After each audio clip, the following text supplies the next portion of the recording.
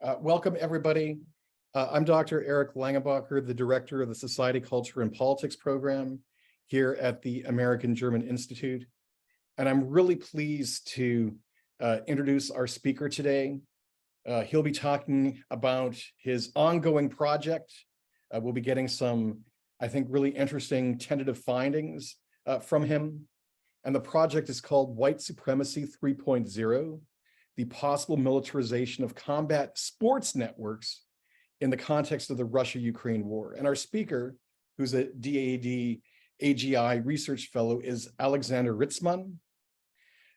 He's a senior advisor with the Counter-Extremism Project, Berlin, where he focuses on countering extremist and terrorist actors, in particular, looking at violence-oriented far-right extremist networks, both offline and online, from a transnational perspective.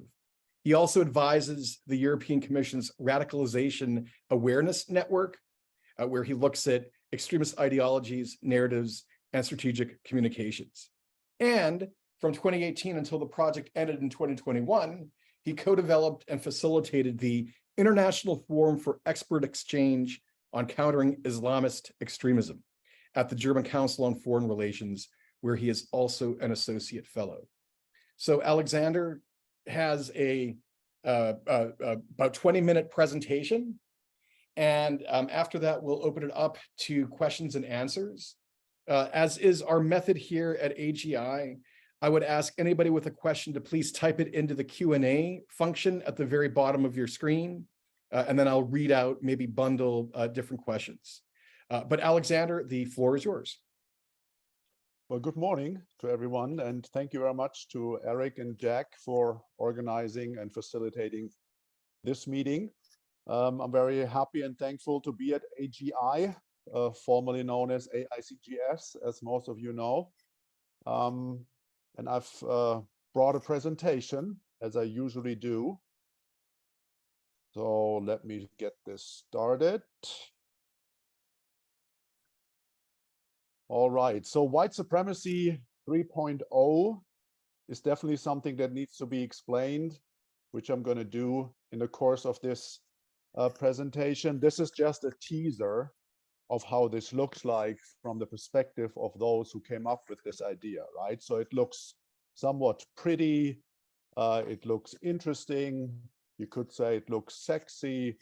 And anyone who has ever looked at right-wing extremist combat sports events and also the related propaganda will probably not draw that connection between REMVE combat sports being sexy, interesting, maybe even beautiful. So this is a teaser of what we're going to talk about today. And the other part is the possible militarization.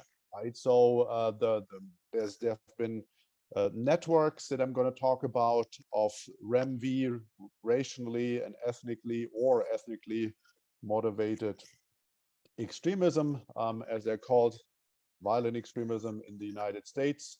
I will probably switch between REMVE and right-wing extremists back and forth, not to confuse you, but just to show how slow I am in adapting to terminology in a new country, because I'm currently in Washington, DC. So these are the two extremes, basically, that we're going to be looking into. On one hand, some sort of a mainstreaming, a beautification attempt of REMVE combat sports networks. And on the other hand, a part of that network has access to military weapons, is fighting in Ukraine, actually on both sides of the conflict, and is therefore gathering combat experience. And that, of course, might have consequences in different areas, so to say. So why am I looking at this? So in 2020, the German Federal Foreign Office commissioned the Counter-Extremism Project that I'm working with, transatlantic CSO, based in New York City, but with an office in Berlin and with a broad network in Europe and beyond of researchers and experts that focuses on all kinds of extremism. Focus definitely is on Islamist extremism and terrorism and right-wing extremism and terrorism. So at the time, the Federal Foreign Office was the EU president, and was commissioning us to do a mapping, basically. A mapping of transnational activities of right-wing extremist actors in 6 countries, including the United States. So this was, I've been working on this issue of right-wing extremism probably since the 90s, with shifting priorities between Islamist extremism, terrorism, and right-wing extremism in different roles, as a policymaker, as a researcher, as a project manager. So in general, I'm interested in democracy, liberal democracy, or to put it with Karl Popper, the open society and its enemies. So we did this mapping, which kind of kicked off the major work stream at the Counter-Extremism Project in Berlin in 2019-20. So then, of course, the second phase of the war of Russia against Ukraine started in 2022. And based on our mapping of key actors and networks and hubs, we, of course, were interested who of these REMVE key actors or members, followers, would be joining that conflict, because Russia, as well as Ukraine, were key geographical hubs of that transnational REMVE right-wing extremist milieus that we were looking into. Those were mostly organizing around music events, hate music, rock against communism, white supremacy music, combat sports events, and other kinds of political gatherings, of course. So we were trying to find out who was joining the conflict on both sides, which is difficult because compared to, for example, the war and the situation in Syria and Iraq around the Islamic State about 10 years ago, which also draw many thousands of foreign fighters and foreign terrorist fighters to Syria and Iraq. At that point in time, the people who joined the fight on the side of the Islamic State or on Al-Qaeda affiliates were basically live tweeting, live Facebooking, live posting about what they were doing and where they were. And this is not the case here. So just as a maybe first finding in that regard was there is a higher level of operational security here. So right-wing extremists from Europe, for example, who joined on the Ukrainian or on the Russian side were usually not very active on social media, also not on Telegram, at least not in the publicly visible sphere. But still, we were able and are continuously monitoring these developments. And then, of course, one of the key lessons from the phenomenon of the so-called Islamic State is the return, the management of the return of the foreign terrorist fighters from Syria and Iraq, for example, to the European Union. This was done in a very, let's say, delayed way. At the beginning, people were more like, where's the problem? Our European extremists are leaving for the Middle East. And then, of course, at some point, policymakers and others realized, several of them, several hundreds, in total, several thousand are coming back. So we need to prepare for this. So we were trying to now not wait until, in the context of the Russia war against Ukraine, foreign fighters would return and then come up with an idea how to manage this return process, but do this preemptively, basically starting with the management of the return of EU extremist foreign fighters at the point when they're leaving. Obviously, this is very difficult and complicated, as I just highlighted, and we can discuss this issue as well.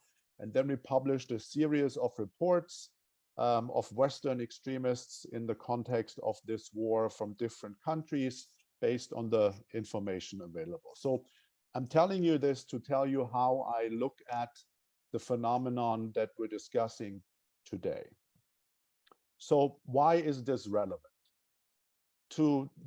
On this picture here, you see the entrance door to the synagogue in Halle, Germany.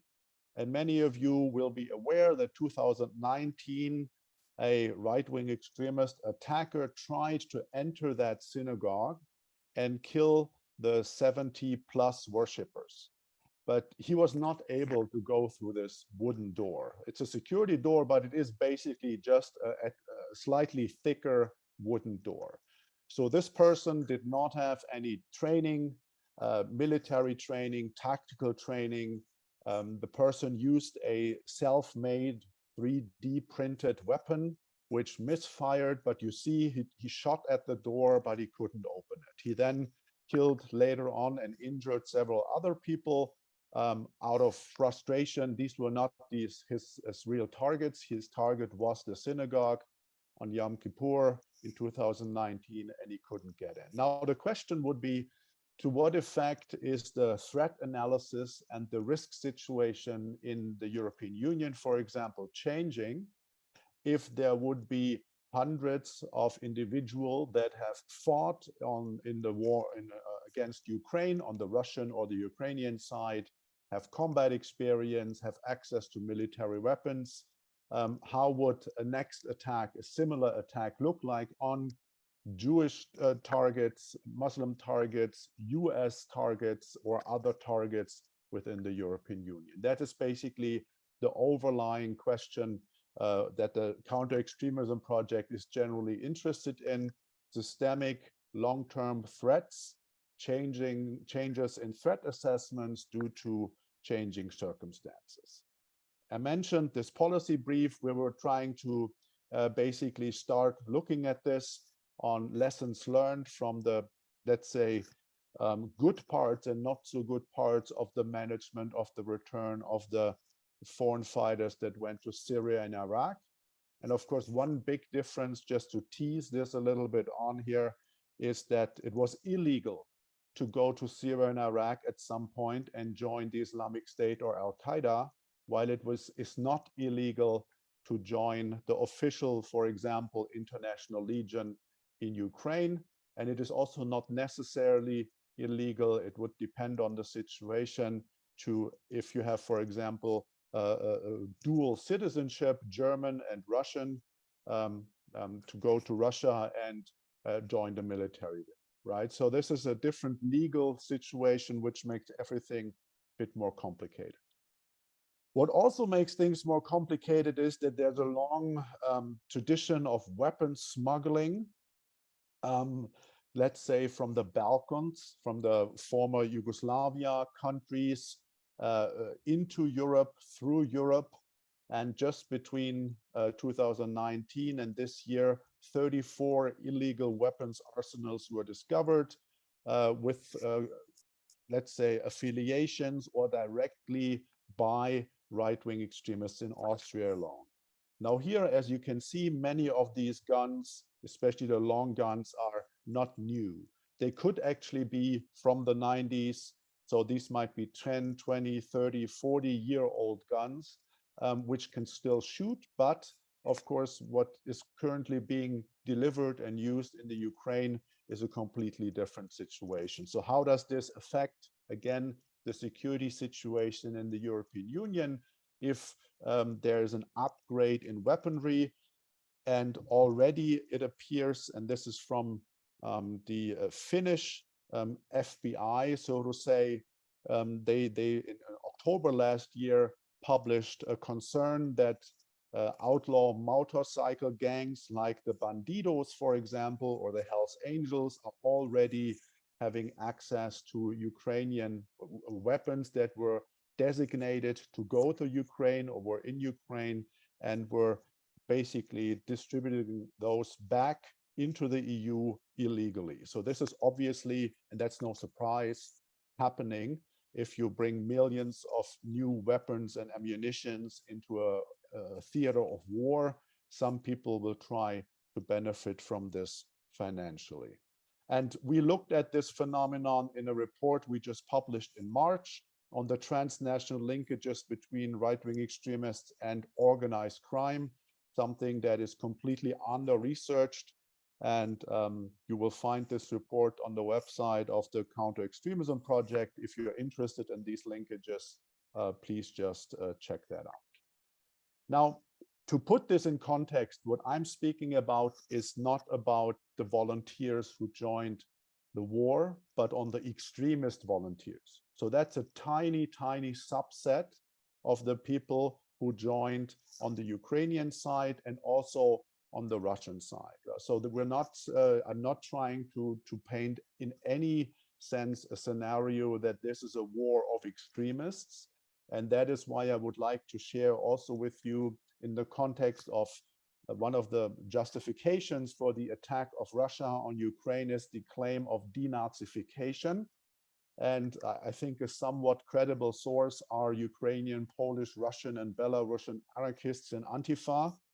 There's an interesting video on this on YouTube. I'm going to share the link later on that you can look into, where basically the extreme left, the militant extreme left, says that this is a bullshit argument, that Putin is lying, that he's always claiming to fight terrorists or Nazis when he invades another country, and that yes, that Ukraine has a problem with right-wing extremism, but it's smaller than in many Western European countries, where these guys get elected into government or have a significantly larger representation in parliament, for example.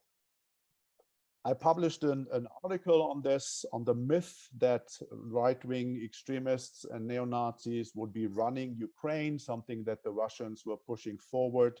I can also share that link with you if you're interested in that. The picture was selected by Euronews. I don't know exactly why, but the subline reads that this picture was taken at a training of Azov, not the regiment, not the military part, but the Azov, the right-wing extremist movement that still exists in Ukraine, when they were training citizens, regular citizens, on self-defense and militia defense against the Russian invaders. So I guess this picture is not so bad in showing the complexity of what is going on. And we can discuss this if this is of interest to you in the Q&A. And then, of course, I need to highlight the many Russian military affiliated groups that operate on the Russian side that have recruited right-wing extremists. This is the Rusich battalion that is affiliated with the Russian imperial movement that actually has been designated a terrorist organization, foreign terrorist entity by the United States. And there's also active recruiting of them, of Europeans, with detailed information to which Russian city they need to travel, to who to talk to, and so on.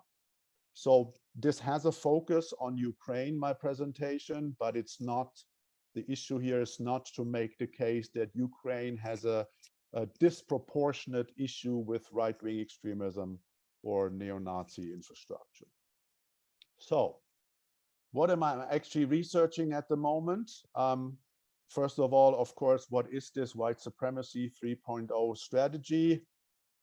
To what degree is this strategy successful in recruiting new members? Because that is basically one of the core tenets of it. So I said this at the beginning. Usually white supremacy combat sports are not looking very interesting for outsiders. They're not very attractive. They're definitely not beautiful. So the idea is here of a beautification, a Californication of REMVE combat sports to look less threatening to the outside, and therefore to attract people who would otherwise not be attracted, but who might share some of the concerns or issues regarding migration or gender or other topics that are hot in the US and other Western countries for a long time, and also obviously at the moment. And then, of course, as somebody who looks at transatlantic developments, is this being exported successfully into other countries in the European Union? Meaning, do other right-wing extremist actors, networks, groups pick up on this attempt of making right-wing extremist violence look better? And then, of course, to what degree are these groups cooperating between the US and the EU, for example? And is there evidence for a militarization of these groups due to the fact that a part of this existing network is currently fighting in the Ukraine, as I mentioned, on both sides? A group of strong white men is a fascist statement in of itself.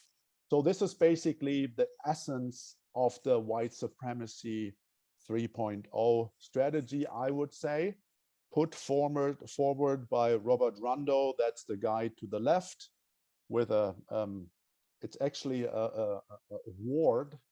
So this is from a Kampf der Nibelungen. That's a German right-wing extremist combat sports network. One of their events in 2018. The guy holding that fake hand grenade is Robert Rundo, at the time head of the Rise Above movement from the United States. So this is before the foundation of the so-called active clubs, which I will talk about. The guy on the other side is also from the US. This is basically where this whole movement started. So Robert Rundo and friends, he is from New York, from Queens, was involved in some sort of criminal activity we can talk about, moved to California and engaged in the Rise Above movement after Donald Trump was involved, or was not involved, but was elected, which led to the whole alt-right, I think, a strengthening and the feeling that things are changing in the United States towards the right direction for some people. The Rise Above movement was saying it is not enough to sit at your keyboard and to type interesting things into in the internet, on social media, but you have to do something, right? So 3.0 in this regard means 1.0 in the US context, according to Rundo and colleagues, would be the traditional skinheads movements. 2.0 would be the alt-right, the keyboard warriors mostly.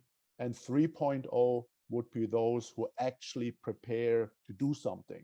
Not necessarily terrorism in the classic sense, because they were trying to paint this picture of them just being a group of strong white men who take care of themselves and who have a traditional male-female gender perspective, and so on and so on. This picture is relevant because it shows he went to Europe and he picked up on how to do combat sports the European style, and also how to implement tactics for group building, for group activities, for example, stickering and posters and other issues. So claiming the public space by putting political stickers on all over the place in your neighborhood or in some neighborhood that you're trying to target, putting out big posters or other statements into the open, graffiti. So he was basically going to Europe and picking up some of these ideas. Also, back at that's the same event. You see Germans, German combat sports organizers and participants. You see a French guy, and you see the guy with the base cap. That's Denis Nikitin Kapustin. His real name is Kapustin, but he gave himself the name Nikitin. So I'm probably going to switch between the two. This is the guy that held the NLAW rocket launcher on the first slide that I showed you. Right, so this is the same event, 2018 in Germany. This could be considered as some of the starting points of this movement. Rundo, since then, has run into trouble with the law in the US. He was involved in a violent incident at a protest, a Black Lives Matter protest, White Lives Matter intervention. We can go into the details if there's interest. Anyway, he was fleeing from the United States to avoid prosecution and was arrested just a few weeks ago in Romania. Hence, or still, that network that we're talking about, that I'm going to show to you now, is still operating, but I wanted to mention that the guy has been arrested recently. And the question then, of course, what does this do to a network when its like visible leader is being arrested? So these are some of the people who are part of that network, of the active clubs that the Southern California Active Club branch that are posing here. I'm sure you see that the flag of the United States is turned upside down. That's not a mistake, of course. We have active clubs openly recruiting in the Netherlands here. Here they are looking for white people in blood, mind, and soul that should be taller than 185 if possible. So that's like 6'3", I would say, 6'2", 6'3". Should be fit, should not be drinking, not smoking, should be creative. So this is from Instagram from a couple of days ago. So the same network that was kicked off in the US has spread all over the place. Also in France, there's not only an active club now in France, they also have a youth division. So this turned into some sort of a loose network with, I would say, around 50 active clubs in the US, in more than 25 states of the United States, but also with, it's more like a franchise system, I would say, a loose franchise system in the Netherlands, in France, Sweden, Croatia, Estonia, Germany, Canada, UK, Ireland, and there's more, right? So this is part of my work, is mapping the transnational part of this, because there are great colleagues here in the US who have a very good overview of the active clubs in the United States. And my focus, as was mentioned, is more the transnational perspective. So here the question pops up, so how do you control a loose network? Active club, basically, as I said, is trying to give a positive face to right-wing extremism, is trying to look more, not necessarily friendly, nice, but at least not threatening. It's basically the opposite approach to what one could consider accelerationist groups would do, like Atomwaffendivision, which is running around with skull masks and weapons and basically screaming all day that they were going to kill someone. So this is basically the opposite strategy here. The 3.0, the active clubs, are trying to look more attractive to people who sympathize with some of the extremist narratives, but might not have changed towards or have joined these groups or networks. And then, of course, at some point, I was wondering, how do you control a loose network? Even before Rondo was arrested, he was hiding in different Eastern European countries, in Serbia, and Bulgaria, and Romania, at least. So he was trying to avoid being arrested by the US government. How do you control a network that pops up with new active clubs every couple of weeks in the United States and new active clubs in other countries?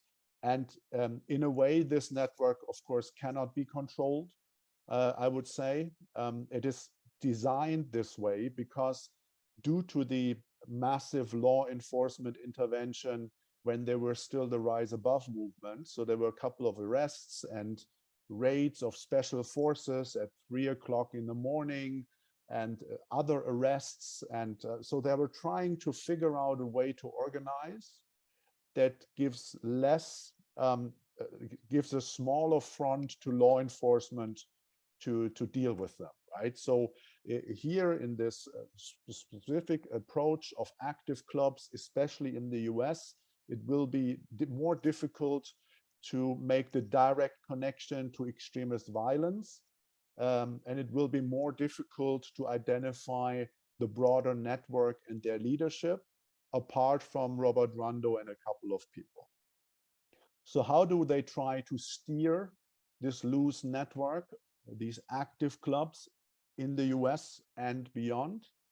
And they just put out a message a couple of maybe 10 days ago, where they are mentioning how they're trying to do this, right? So they're saying active clubs are autonomous and act independently, but they need to still follow the 3.0 cultural outline. And it goes on a little bit, but here the key point is any self-claiming active club. So us in this webinar, we could start an active club now, come up with a logo and say we're an active club. But if we would not follow the basic tenets that I elaborated on earlier, but if we instead would promote images of menacing terrorists or spend all day sharing memes and prophesizing online, they would be basically kicked out. They should not be recognized as legitimate active club members or active clubs here, right? They would rather be hijacking. So this is the attempt of steering a loose network that is based on a shared strategy, but then of course the implementation of that strategy is up for discussion. Now this is the almost final slide. I think it's the final slide. Just again, going back to the beginning of the presentation. So in this way, we're seeing two different trends regarding REMVE combat sports networks and key actors. On one hand, we have a mainstreaming attempt of making REMVE look beautiful in a way you could say a Leni Riefenstahl approach, aesthetics, music, great camera shooting, media production. And on the other hand, you see again, this is Denis Nikitin Kapustin on the left, in charge of the Russian Volunteer Corps, which is, to my understanding, an official part of the Ukrainian armed forces that did this raid into Russia in March, right? So some of you will know this. A small group went into Russia and took some pictures in front of a postal office to document that they have invaded Russia. And the Russian Volunteer Corps is comprised of anti-Putin Russians that fight for the Ukrainian side. So these guys obviously have access to all the military gear and tactics and combat experience that comes with fighting the Russian army. Again, here is Rundo, Robert Rundo, Rise Above Movement, active clubs, again with Denis Nikitin. This is from a visit of Rundo in Kiev, where Nikitin was at the time, in 2018 as well, where this all started going. This white supremacy 3.0 was basically in the making. It was a fact-finding mission in hindsight for Robert Rundo. This is how these active clubs logos look like. It's pretty small, I give you that, but they're all based on the Celtic cross in a version, which has been abused as a right-wing symbol for a long time. And you take that as a foundation, and then you put your own name and a special logo in that logo, basically. And as I said, there's about 50 maybe in the United States, and more than 20 that I know about outside of the United States. Rundo and Nikitin also had their own active club, where they are talking strategy and sharing, how to become better at what they were doing. How does this then transform the old school White Rex combat sports? White Rex is the network and merchandise brand of Denis Nikitin, who has been organizing combat sports events for many years in Russia, in Ukraine, and was also involved in events in Germany and other places.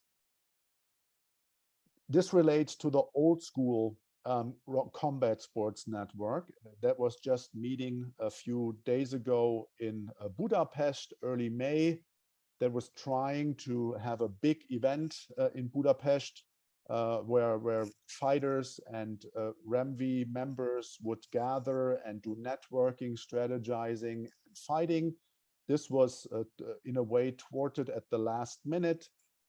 because the venue was no longer available to them. They still did a smaller event on the countryside, but these are basically this is where the numbers are, right? So the numbers in the US are of course somewhat relevant, but it's hard right now giving an exact number how many people might be in these different active clubs.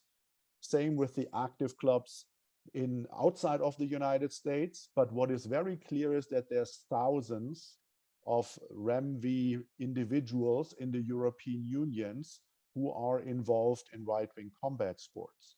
So the question that I'm then looking into is this a kind of beautification of REMVE combat sports leading to the effect that even more members would be joining if the folks in the European Union would adapt this strategy and would be capable of doing this? And then would this large network of REMVE groups and individuals in Poland, in Hungary, in France, in Germany, and so on, in Italy, would they also get access to weapons, to combat experience? And here are a couple of pictures from people that are affiliated with the active clubs.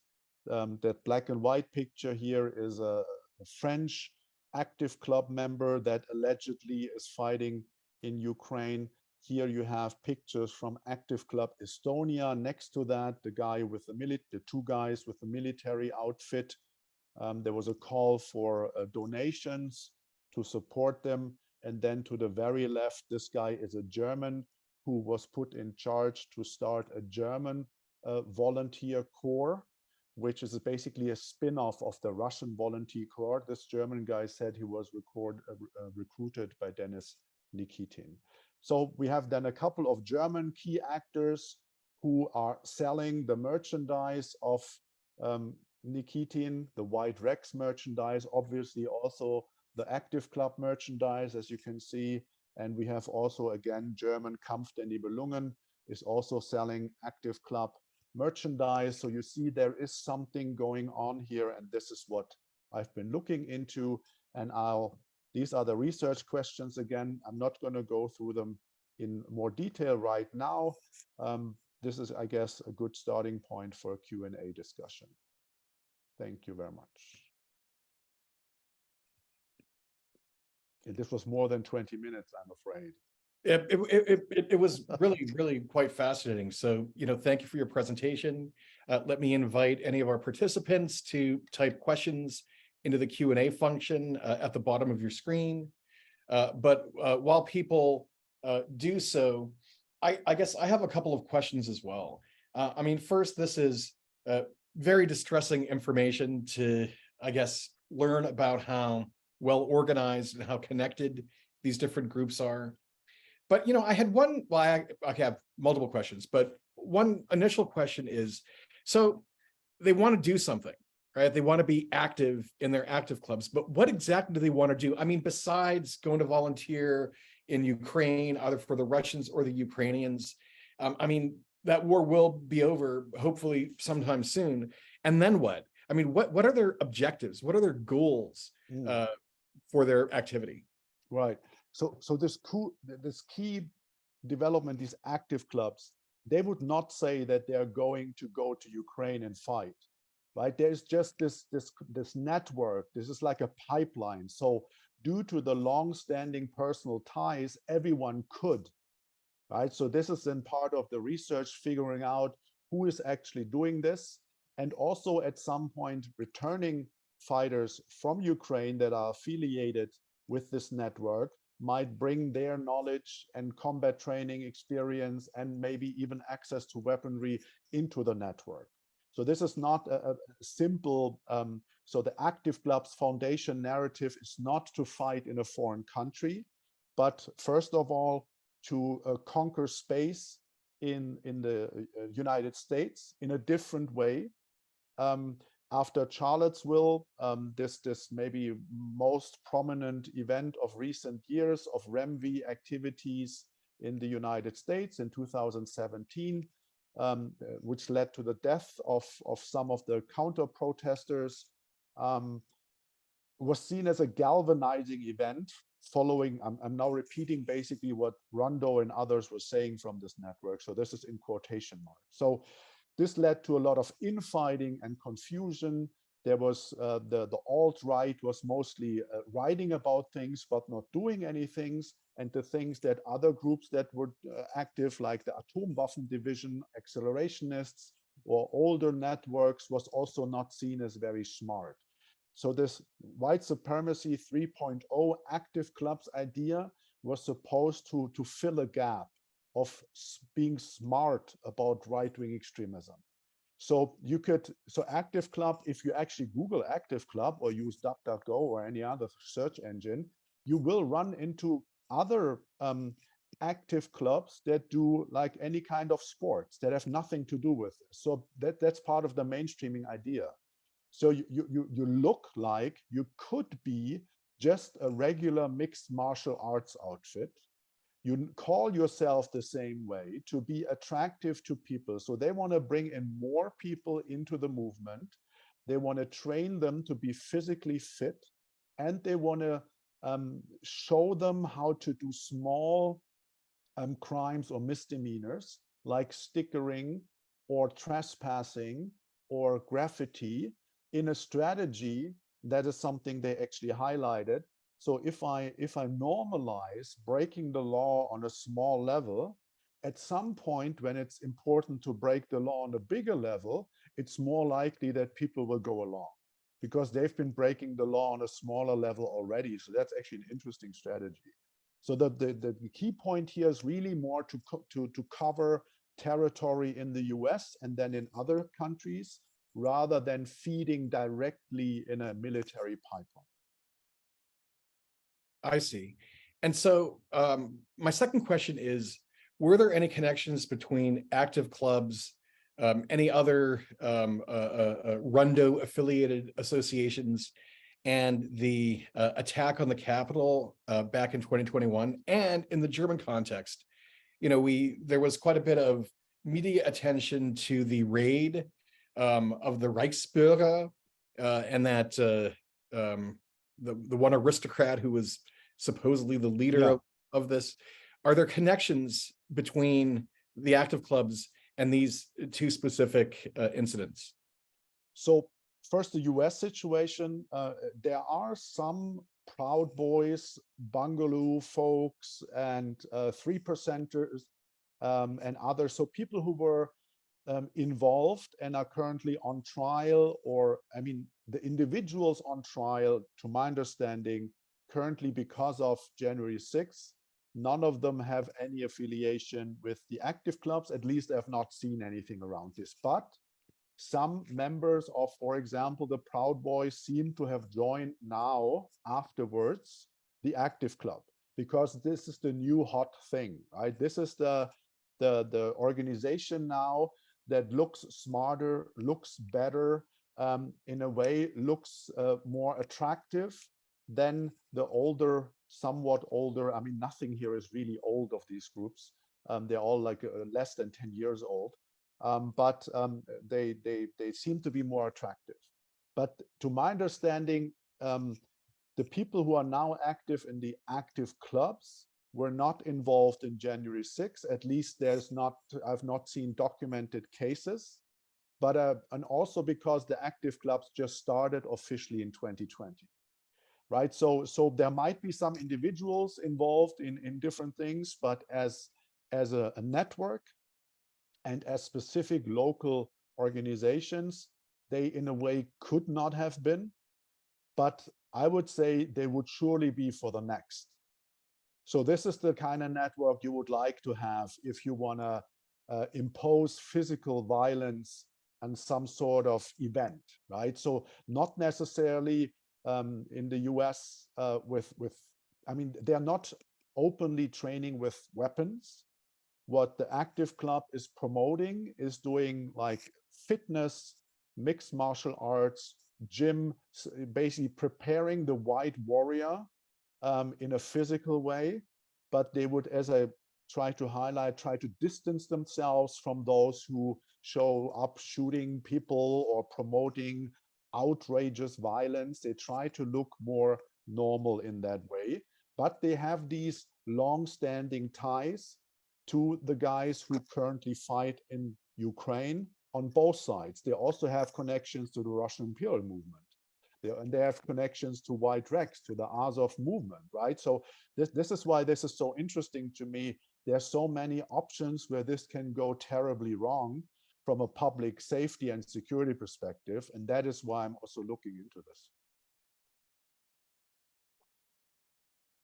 All right, we have a question in the chat about the role that women play in these networks, whether they're being recruited as members, do they have any leadership roles? I mean, you did say that they espouse traditional gender perspectives, but other right-wing movements like QAnon actually did resonate quite a bit with women. So I'm just wondering about your thoughts on that. Yeah, so one of the issues that these right-wing groups have that I'm looking into is that they don't have enough women. And there's actually some really interesting podcasts or other kind of videos and publications where they discuss if it is a good idea to reach out to non-nationalist, as they would call themselves, women, what the pros and cons are to trying to bring someone into the movement and so on. So there's definitely a deficit that they're also very sad about of women in, I would say, all of these movements, right? QAnon has a right-wing extremist component, definitely, but there's lots of people who are part of QAnon who would not fit in the white supremacy ideal, racist stereotype. So QAnon is I would say, broader as a conspiracy network of narratives and groups and individuals. But in the more narrow-minded white supremacist milieus, there's definitely a lack of females, especially in visible leadership positions. But often when things get operational, when there's orchestrated and planned violence, women play a role. And in many ways, in the propaganda, preparation and execution, as well as in the logistics. And this, we have to be very careful here that we don't do like a reverse sexism again and saying, well, the females are only doing this and that. There's this interesting quote from Napoleon, allegedly, who was saying that I would rather have no army than a hungry army, right? So logistics in any kind of organized violence are essential, making sure that the weapons are there, that they function, that everybody's there at the right time, all these organizational things. And here women are involved, but in the active club network itself, I've not seen women in visible leadership structures or roles, but I'm very sure that once there's more exposure to the actual leadership structure, there will be women running some of these things. And one example is, for example, that the network, the core network, the active club central, so to say, they are also selling soaps that are, and that is highlighted, made by white hands. So made white soap basically for white people. And I assume that the target audience is not only men here to use these nice looking white hands made soap. So there's something going on here. But as I said, this is a new network. It's a new phenomenon, maximum 2 years old. And but so far there's not a lot of female visibility, but I'm very sure that it would be a huge surprise here, because that is also one of the objectives, to attract women by not looking so threatening and by not looking that dull in a way, like many other REMVE combat sports groups look. All right, next we have a question about the role that identitarian ideology may play in these movements. For instance, someone like Martin Sellner. I think the identitarian, I mean, if we look at like the French identitarian movement, or the German, or the Austrian, the European ones, they could be considered a fusion of alt-right and this kind of body positive, well, that's probably not the right word, like a focus on self-improvement. So this is also a part of white supremacy 3.0, is to say you need to work on yourself. You need to work on yourself, and their focus is on the physical part. But of course, you should also read specific books. In the identitarian movement, there's also this component of doing long hikes together, of doing workouts together, and some combat sports. So it is, I would say, affiliated in terms of some core components of the strategy. And I would assume that, and this is what I'm trying to figure out with other people, that some of the active clubs, especially in Europe, will be comprised of people who have been affiliated with the identitarian movements in the respective countries, because there is some overlap. But the point here is less talking, more preparations for action. And then they get very unclear what actions they mean, because they say, we're not trying to prepare for like actions against our enemies. We're just a self-defense club. That's basically what they're saying. All right. I mean, we're rapidly running out of time, but I do have one other question that I really like to put out there as well. So I think it's really fascinating, as you said earlier, that you kind of switch between looking at white nationalist extremism as well as Islamist extremism. And I couldn't help but think when you were talking about how decentralized these networks are, that it's almost like a franchise model and stuff like that. It really seemed to remind me of how we used to talk about Al-Qaeda around the world, or maybe even the Islamic State in certain phases of its development. So what parallels do you see between these new REMVE movements and the Islamist extremist movements of the last decades? In a way, I would say that they're all trying to learn from each other. In extremism in general, it is, I guess, safe to say that form follows function. So usually the strategies and activities of extremists are determined by the spaces they have to do these activities. So if there's a lot of space, if there's not a lot of attention by law enforcement or civil society, you will see all kinds of activities, and the more pressure there is, the more adaptive they need to be to survive or to grow as they like. So there is definitely a transformation here from being more of a central. I think right-wing extremists in general would like to operate from a very clear hierarchical, there's a leadership, there's a general, there's a Führer, and then there's officers, and then there's soldiers, and so on. But this is how government and law enforcement are prepared to deal with a structure, right? So as soon as you have some sort of like old school Al-Qaeda or old school right-wing extremist organizations, this is where law enforcement with sanctions or ban orders or prescriptions or whatever have an easy time to intervene and disrupt your activities. So this kind of moving from a very hierarchical structure to a loose network structure is a logical consequence of somewhat effective government interventions, which is therefore what Al-Qaeda, when they started off, they basically prohibited people of committing attacks without informing Al-Qaeda Central in advance, sharing their plans, and waiting for the green light. And the last 15 years, 20 years of Al-Qaeda was, you do what you do, just claim that you are affiliated with us. So complete shift, and the Islamic State is somewhat similar. So I think there's like a learning in terms of looking what works in other spheres of extremism. But the biggest learning is to trying to adapt to responses from law enforcement and society. And this is actually what the active club folks are saying.